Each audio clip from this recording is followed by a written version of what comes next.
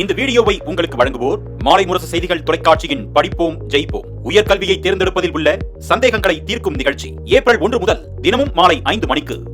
வணக்கம். போஸ்டர் செட்கியர்ஸ் வழங்கும் தமிழ்நாடு 360க்கு உங்களை வரவேற்பது நான் சரவணன். தமிழகத்தில் உள்ள அனைத்து மாவட்ட நிகழ்வுகளையும் விரிவாக பார்ப்பதற்கு முன் முதலில் தலைப்புச் செய்திகளை பார்க்கலாம். ரம்ஜான் பெருநாளை ஒட்டி தமிழகத்தின் பல்வேறு பகுதிகளிலும் இஸ்லாமியர்கள் சிறப்பு தொழுகை. ஒருவரை ஒருவர் கட்டித் தழுவி வாழ்த்துக்களை பரிமாறி உற்சாகம்.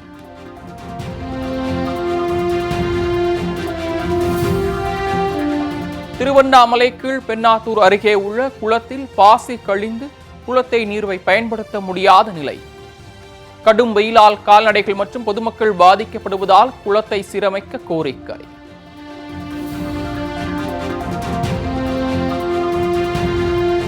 திருத்தணி அரசு மருத்துவமனையில் மருத்துவ கழிவுகள் எரிக்கப்பட்டு வந்த அவலம். மாலை முரசு தொலைக்காட்சியின் தொடர் முயற்சியால் அகற்றப்பட்ட குப்பைகள் நன்றி தெரிவித்த பொதுமக்கள்.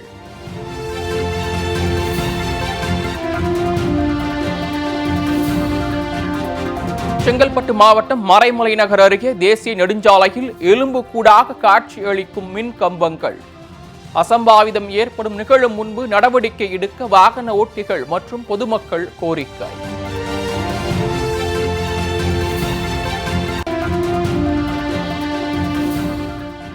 உடுமலை அருகே வெஞ்சுமடை பிஏபி கால்வாயில் கொட்டப்படும் குப்பை கழிவுகள்.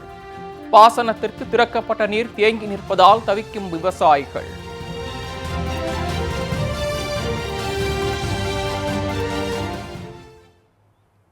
செய்திகளை விரிவாக பார்க்கலாம். கீழ்பெண்ணாத்தூர் அருகே உள்ள குளத்தில் பாசி படர்ந்து உள்ளதால் குளத்து நீரை பொதுமக்கள் மற்றும் கால்நடைகள் பயன்படுத்த முடியாத நிலை ஏற்பட்டிருக்கிறது. திருவண்ணாமலை மாவட்டம் கீழ்பெண்ணாத்தூர் அடுத்த தளவாய்க்குளம் கால்நடை வாரச்சந்தை அருகே குளம் ஒன்று அமைந்துள்ளது. இங்கு வாரந்தோறும் நடைபெறும் கால்நடை சந்தைக்கு கொண்டு வரப்படும் ஆடு, மாடு, கோழிகள் இந்த குளத்தில் நீர் அருந்துவது வழக்கம். அத்துடன் கால்நடைகளை விற்கவும் வாங்கவும் வரும் மக்கள் இந்த குளத்து நீரை கால்நடைகளை கழுவ பயன்படுத்தி வந்தனர். இந்நிலையில் தற்போது குளம் முறையாக சுத்தம் செய்யப்படாமல் இருப்பதால் குளம் முழுவதுமாக பாசி படிந்து தண்ணீரை பயன்படுத்த முடியாத நிலை ஏற்பட்டுள்ளது. இதனால் சந்தைக்கு வரும் மக்கள் மற்றும் கால்நடைகள் மிகுந்த சிரமத்திற்கு உள்ளாகி வருவதால் குளத்தை சுத்தப்படுத்தி மீண்டும் பயன்பாட்டிற்கு கொண்டு வர வேண்டும் என்று கோரிக்கை விடுக்கப்பட்டுள்ளது.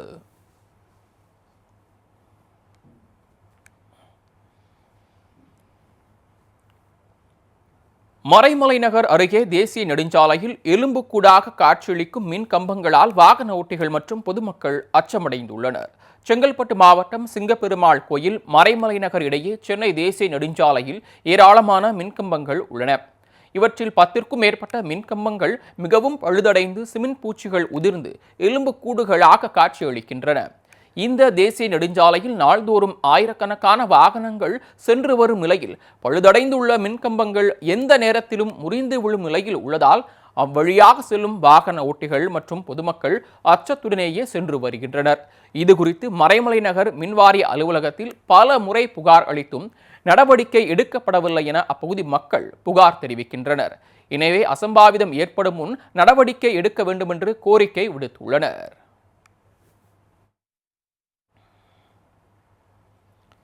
சூரமங்கலத்தில் அதிமுக சார்பில் அமைக்கப்பட்டுள்ள நீர்மோர் பந்தலை கட்சியின் பொதுச் செயலாளர் எடப்பாடி பழனிசாமி திறந்து வைத்தார்.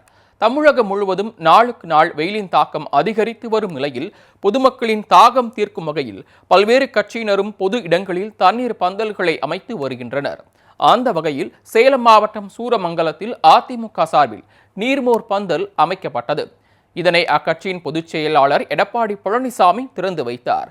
அத்துடன் பொதுமக்களுக்கு நீர்மோர், தர்பூசணி, கம்மங்கூழ், நுங்கு மற்றும் இளநீர் உள்ளிட்ட இயற்கை பானங்களையும் வழங்கினார்.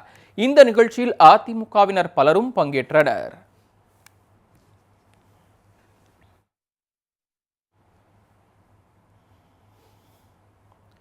உடுமலை அருகே வெஞ்சமடை பிஏபி கால்வாயில் கொட்டப்படும் குப்பை கழிவுகளால் சாகுபடிக்கு நீரின்றி விவசாயிகள் தவித்து வருகின்றனர். திருப்பூர் மாவட்டம் உடுமலை அடுத்த மேற்கு தொடர்ச்சி மலை அடிவாரத்தில் அமைந்துள்ள திருமூர்த்தி அணையின் மூலம் பிஏபி பாசன திட்டத்தின் கீழ் கோவை மற்றும் திருப்பூர் மாவட்டத்தில் உள்ள பாசன நிலங்களுக்கு தண்ணீர் விநியோகம் செய்யப்பட்டு வருகிறது. தற்போது 2ஆம் மற்றும் 3ஆம் மண்டல பாசனத்திற்கு தண்ணீர் சென்று கொண்டுள்ளது. இந்த நீரை பயன்படுத்தி விவசாயிகள் சாகுபடி பணியில் ஈடுபட்டு வருகின்றனர். இந்நிலையில் பிஏபி கால்வாயில் மரக்குப்பை மற்றும் பிளாஸ்டிக் கழிவுகள் கொட்டப்படுவதால் தண்ணீரின் போக்கிற்கு இடையூறுகளை ஏற்படுத்துவதாக விவசாயிகள் புகார் தெரிவிக்கின்றனர். இதனால் சாகுபடி பணிகள் பாதிக்கப்படுவதால் பிஏபி கால்வாயை தூர்வாரி சுத்தம் செய்ய வேண்டும் என விவசாயிகள் கோரிக்கை விடுத்துள்ளனர்.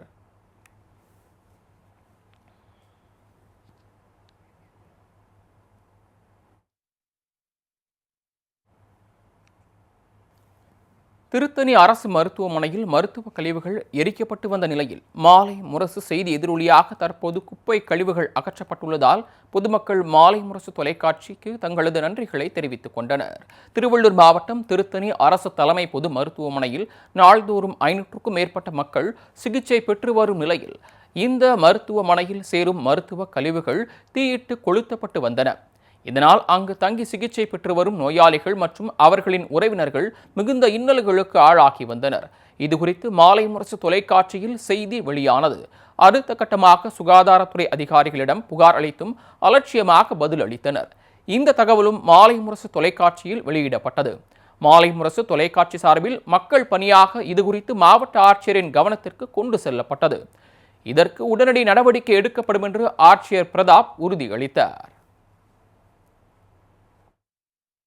திருத்தணி ஹாஸ்பிட்டலில் வந்து சார் நெழிவு குப்பைகள் அந்த மருத்துவ குப்பைகள்லாம் வந்து எரிச்சுக்கிட்டு இருக்காங்க. இது தொடர்பாக வந்து மாவட்ட சுகாதாரத்துறை அலுவலகத்தையும் நான் சொன்னேன். அவங்க வந்து நடவடிக்கை எடுக்கிறதா சொல்லிட்டு இந்த நிமிஷம் வரைக்கும் எடுக்கல. இன்றைக்கும் வந்து உள்ளேயே இருக்கிறேன் திருத்தணி ஜிஹெச்சில். அது ஆடு மாடுலாம் அதை தின்னுட்டு ஓகே தேங்க்யூ சார். அதனைத் தொடர்ந்து திருத்தணி அரசு தலைமை மருத்துவமனையில் குப்பைகள் கொட்டப்பட்ட அந்த பகுதியில் குப்பைகள் அகற்றப்பட்டு தூய்மைப்படுத்தப்பட்டது. அத்துடன் மாடு உள்ளிட்ட கால்நடைகள் உள்ளே வருவதை தடுக்கும் வகையில் நடவடிக்கை எடுக்கப்பட்டிருக்கிறது. இதனால் செய்தி வெளியிட்டதுடன் தொடர்ந்து நடவடிக்கை எடுக்க வலியுறுத்திய மாலை முரசு தொலைக்காட்சிக்கு பொதுமக்கள் தங்களது நன்றிகளை தெரிவித்துக் கொண்டனர். அரசு மருத்துவமனை வளாகத்தில் நீண்ட நாட்களாக மருத்துவ கழிவுகள் இந்த வளாகத்திலே எடுத்து வந்து நீண்ட நாள்களாக கொளுத்தி கொண்டு அந்த புகையினால் எங்கள் பகுதியில் மிகவும் மக்கள் அவதைப்பட்டு கொண்டிருந்தார்கள். அந்த புகைகளை மாலை முரசு தொலைக்காட்சியில் வெளியிட்டு இன்று அதற்கு நிரந்தர தீர்வு காணப்பட்டிருக்கின்றது. அதற்கு எங்கள் பகுதியினுடைய மக்களின் சார்பில் மாலை முரசு தொலைக்காட்சிக்கு மிக்க நன்றி நன்றி நன்றி. பாப்பிரெட்டிப்பட்டி அருகே நடைபெற்ற சிறுதானிய திருவிழாவில் பட்டியல் இன மக்களுக்கு இடுபொருட்கள் வழங்கப்பட்டன. தருமபுரி மாவட்டம் பாப்பிரெட்டிப்பட்டி அருகே பொம்மிடியில் பட்டியல் இன விவசாயிகளுக்கான சிறுதானிய திருவிழா மற்றும் ஒரு நாள் கருத்தரங்கம் நடைபெற்றது. பாப்பாரப்பட்டி வேளாண்மை அறிவியல் நிலையம் சார்பில் நடத்தப்பட்ட இந்த விழாவை தோட்டக்கலைத்துறை இணை பேராசிரியர் இந்துமதி தலைமையேற்று தொடங்கி வைத்தார். இந்த நிகழ்ச்சியில் வேளாண்மை அறிவியல் நிலையத்தில் செயல்பாடுகள், இந்த பருவத்திற்கு ஏற்ற தோட்டக்கலை சார்ந்த தொழில்நுட்பங்களை குறித்து துறை சார்ந்த அதிகாரிகள் விளக்கி கூறினர். அத்துடன் மத்திய மாநில அரசுகளின் திட்டங்கள் குறித்தும் சிறுதானிய பயிர் தொழில்நுட்ப சாகுபடி, ஊட்டச்சத்து வேளாண்மை உள்ளிட்டவை குறித்தும் எடுத்துரைக்கப்பட்டன. அத்துடன் அது குறித்து செயல்முறை விளக்கமும் அளிக்கப்பட்டது. மேலும் இந்த பயிற்சியில் கலந்து கொண்ட 500க்கும் மேற்பட்ட பட்டியல் இன விவசாயிகளுக்கு கேழ்வரகு, ஏட்டியல் விதை உள்ளிட்ட இடுபொருட்கள் இலவசமாக வழங்கப்பட்டன.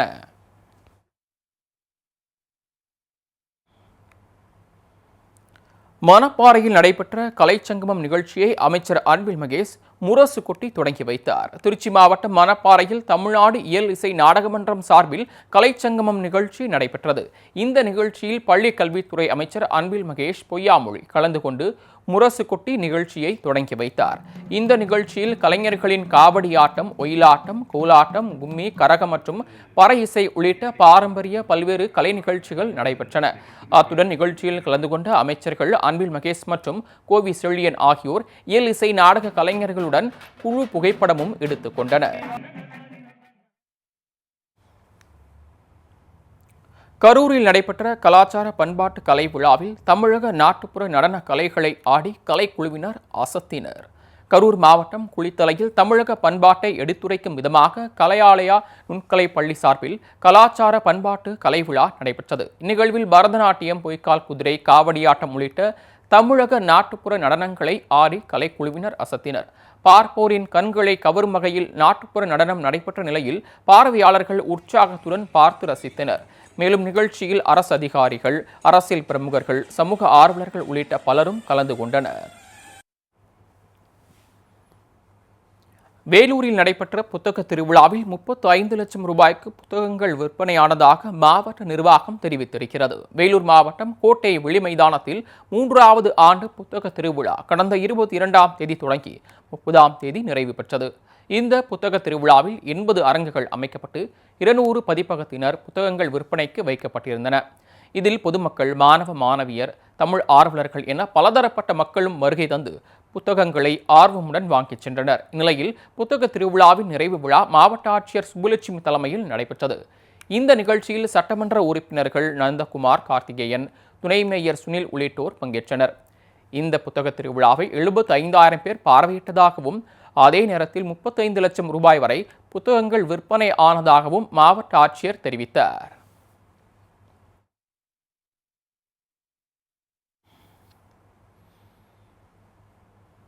ஃபோஸ்டர் செட்கியர்ஸின் தமிழ்நாடு 360ல் அடுத்து வருவது உங்கள் ஊர் நிகழ்வுகளை விரைவாக வழங்கும் உள்ளூர் எக்ஸ்பிரஸ்.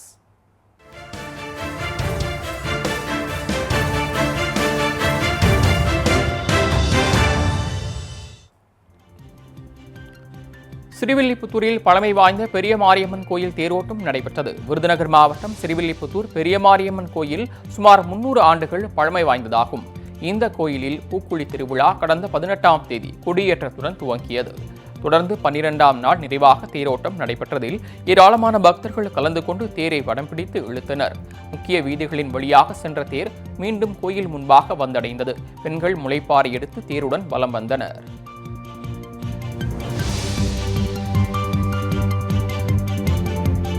ரமலானையொட்டி கொடைக்கானலில் இஸ்லாமிய இளைஞர்கள் ஒரே நிறத்தில் ஆடை அணிந்து போதை மற்றும் பெண்களுக்கு எதிரான குற்றங்களை தடுக்கும் வகையில் உறுதிமொழி எடுத்துக் கொண்டனர்.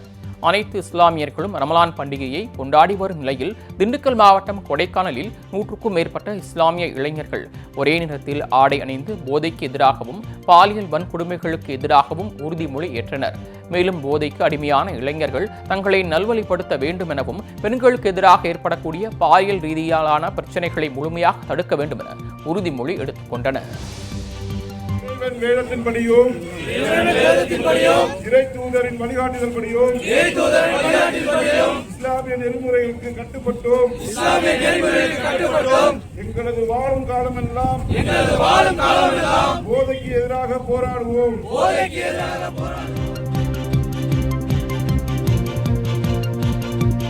தமிழக மீனவர்கள் மீது இலங்கை அரசு தொடர் தாக்குதல் நடத்தப்படுவதை கண்டித்து தூத்துக்குடியில் விசைப்படகு தொழிலாளர்கள் கண்டன ஆர்ப்பாட்டத்தில் ஈடுபட்டனர். தூத்துக்குடி மாவட்ட அனைத்து விசைப்படகு தொழிலாளர் சங்க தலைவர் ஜவஹர் தலைமையில் நடைபெற்ற ஆர்ப்பாட்டத்தின் போது மீனவர்கள் மீது தொடர்ந்து தாக்குதல் நடத்தி வரும் இலங்கை அரசை கண்டித்தும் மாநில உரிமைகளை பறிக்கும் மத்திய பாரதிய ஜனதா அரசை கண்டித்தும் முழக்கங்களை எழுப்பினர். தொடர்ந்து இலங்கைக்கு செல்லும் பிரதமர் மோடி அந்நாட்டு அரசுடன் பேச்சுவார்த்தை நடத்தி உரிய தீர்வு காண வேண்டுமென மீனவர்கள் கோரிக்கை விடுத்துள்ளனர்.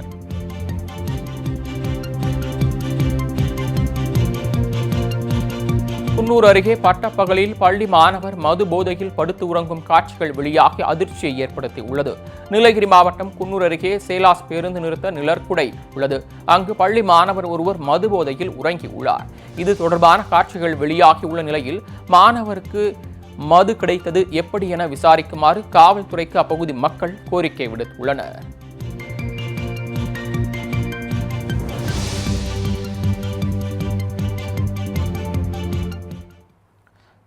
ஃபோஸ்டர் செட்கியர்ஸ் வழங்கும் தமிழ்நாடு 360ல் மாவட்டங்களில் நடந்த விளையாட்டு செய்திகளை வழங்க வருகிறது விளையாட்டு களம்.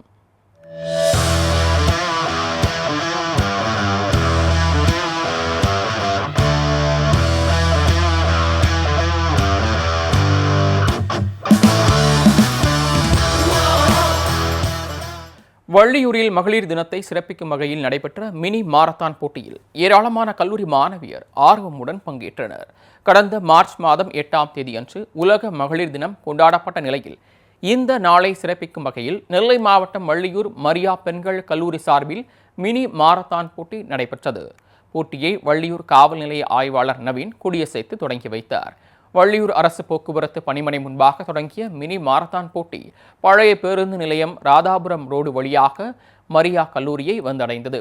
சுமார் 5 கிலோமீட்டர் தூரம் வரை நடைபெற்ற இந்த போட்டியில் கல்லூரி மாணவியர் ஆர்வமுடன் பங்கேற்றனர். இதில் வெற்றி பெற்றவர்களுக்கு பரிசுகள் மற்றும் கோப்பைகள் வழங்கப்பட்டன.